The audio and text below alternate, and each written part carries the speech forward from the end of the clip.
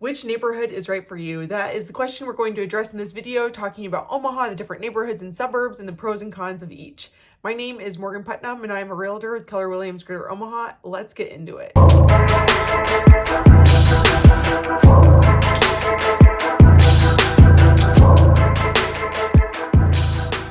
So there's really no rhyme or reason for which neighborhoods we're starting with or with the order. And there are a lot of different ways you can break up the Omaha neighborhoods and divide them and make sense of boundaries. There are some boundaries that are hard and fast, like school district boundaries, where you can be on one side of the street and a different side of the streets in a different district. But today we're going to be talking about the general feel of the neighborhood, not necessarily getting into the hard and fast rules around school district boundaries. The first neighborhood we're going to talk about today is Millard. People absolutely love living in Millard. It is a suburb of Omaha and it is on the southwest edge of the kind of central core to Omaha. It has a lot of homes that were built in the 1970s, 80s, 90s, and some that were built in like the early 2000s. The homes that were built in the 70s, 80s, a lot of them are split levels, multi-levels, which is very common for Omaha. So that kind of means that when you walk into the house, there might be staircases going up and down right away off of that entry, and there might just be a lot of short staircases throughout the house. You also have things like big yards. A two-car garage is very common in Millard. People love Millard schools. That is a huge reason and a huge draw for a lot of folks to move to Millard. There are 3 high schools in the Millard School District, which kind of gives you a sense of size. OPS has 9 high schools. Some of the pros and cons of the neighborhoods in Millard. So there's obviously, it's a really large area. There's a ton of different neighborhoods at a lot of different price points. Millard is very suburban feeling. There are a lot of like winding streets through neighborhoods. There are quite a few community parks that people really love. Most houses have a 2-car garage. The yards are pretty large. There's a lot of sidewalks, and generally it feels very neighborly. It is about a 20-minute drive to the middle of Omaha or to where there are more businesses, so your commute time can be a decent amount, and it's not necessarily hugged by a lot of interstates, and so it can take a while to kind of get through Millard to even get to a major road to be able to get to work quickly. Chalco Hills is a park that's in Millard, which people really love. Great recreation. Zorinsky Lake is in Millard, which people love also. There are not a lot of businesses in Millard, so oftentimes people have to commute to work. It's a great place to work from home because then you don't have to worry about any sort of commute, and it's just overall super quiet, peaceful. People love it. Next up, I want to talk about Elkhorn. People absolutely love Elkhorn too. This is the thing, is that I feel like you can kind of live anywhere in Omaha and you're going to love it because there's so much to love about Omaha. Elkhorn is on the very most western edge of Omaha. It used to be its own separate town. It was annexed by Omaha, so that means it was absorbed into the city of Omaha. There is an old Elkhorn area, which it has homes that were built in like the 50s. Well, actually some of them were in the 40s, 50s, and 60s. And then Elkhorn has really grown like a ton, and that is where a lot of new construction is happening. It's pretty hugged close next to Dodge Street, which is that main thoroughfare through Omaha, and so it's really easy to live in Elkhorn and to get really anywhere that you want pretty quick because of Dodge Street. Overall, Elkhorn is very suburban. The average close price just this last month was $560,000 in Elkhorn, so it's also pretty expensive to be able to afford to live in Elkhorn, and the taxes are pretty high. The levy is around like 2.4 to 2.7%, and a lot of those new construction homes are also in sanitary improvement districts, which can make your levy a little bit higher than it would be in more established neighborhoods. There are 3 high schools in Elkhorn. Elkhorn is not a place to move if you're looking for walkability.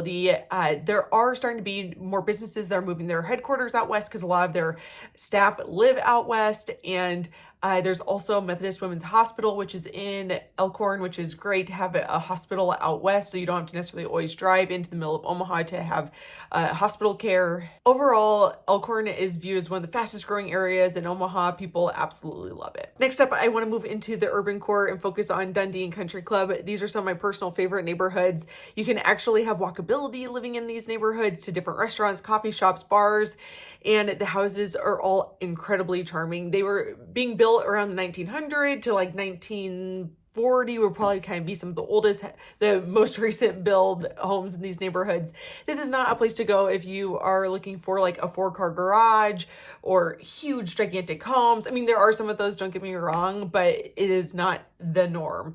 There's a ton of tutors in homes full of charm. This is a great place to live if you are going to be working midtown at one of the hospitals, or if you want quick and easy access to the airport. This is, you'd be relatively close to the airport to be able to get there in about 15 minutes.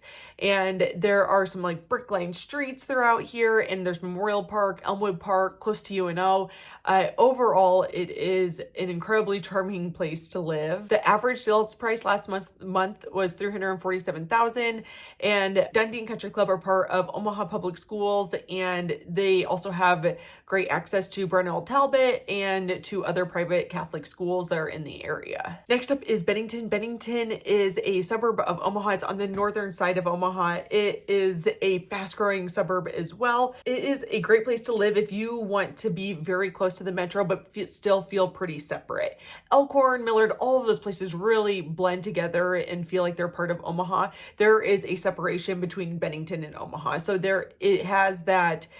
There's like some cornfields still, and I'm sure those will eventually get built up into developments, but right now it still feels a little bit separate, but you are very close to the metro. And there's a ton of new construction. There is a small, older part of town that has like a cute little charming main street and a few homes, but that is a small part of it compared to Elkhorn, where the old Elkhorn area is a little bit bigger. Bennington is also notorious for high taxes, similar to Elkhorn. It's close to Flanagan Lake and Cunningham Lake, which is great for recreation.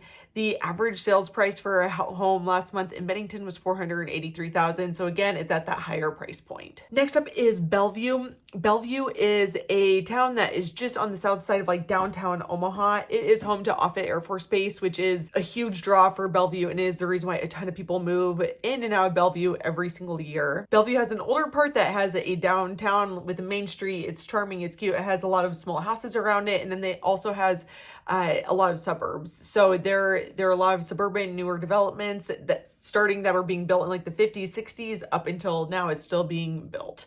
It's also home to Fontenelle Forest, which is this amazing nonprofit that is along the Missouri River in Bellevue. And you're able to find a lot of different home styles in Bellevue because it does have that older small town area, and then also all of the new construction that is still happening today. The average price for a home in Bellevue is $288,000, and that was just for last month in November of 2024. Right next to Bellevue is Papillion. Papillion is a suburb similar to Elkhorn, I would say. It's a little bit more affordable than Elkhorn, but it has a lot of development happening, a lot of new construction. There are 2 high schools in Papillion, and they're all called Papillion La Vista. So Papillion is just south of La Vista, which is just south of Ralston, which is just south of Omaha. So it's all part of the urban sprawl that goes on and on.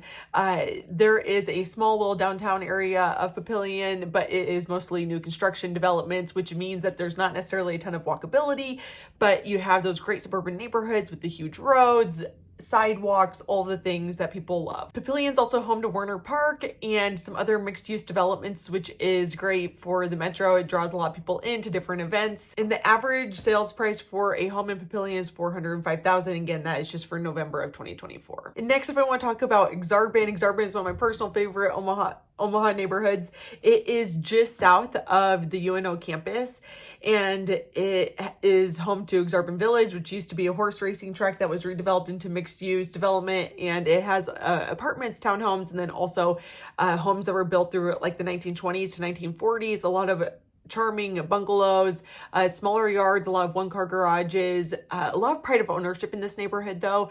People really love their homes. There's great walkability to Aksarben Village, and also Elmwood Park, which is part of the UNO campus. The average price for a home this last month was $289,000 for Aksarben. It's a great place to live if you're working midtown or downtown or even out west. It's a very central location and it's easy to get anywhere. Next up, I want to talk about West Side. West Side was originally one of the first suburbs of Omaha, just on the west side of Omaha, which is how it got its name. But now it's a very central location, and it's hugged around by Interstate 680 and Interstate 80, which leads me to a con of West Side is that you do oftentimes have interstate noise in a lot of these different neighborhoods. The neighborhoods were being built in like the late 40s up to the mid 70s, pushing early 80s, but most of it was already developed by then. There is a ton of variety of homes. Some of them have like a 1-car garage, but some of them will have a 4 or 5-car garage. This area is based around the school district.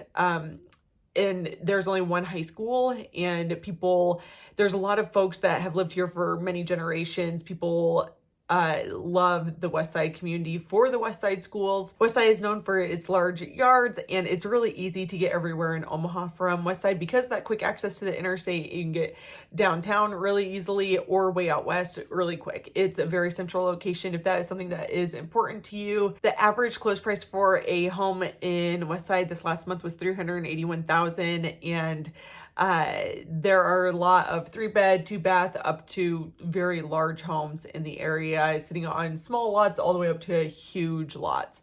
There is a lot of architectural variety in West Side, and it is home to a lot of like the only mid-century modern homes in Omaha are oftentimes in West Side because it was being built up in those 50s and 60s decades. Regency is a shopping and business district that is in West Side, and also One Pacific Place is really close to West Side, which is where Omaha's Trader Joe's is, which is very important. If you have questions about any of these neighborhoods in Omaha or about any other neighborhood, feel free to reach out. I'd be happy to help you navigate figuring out which neighborhood is best for you.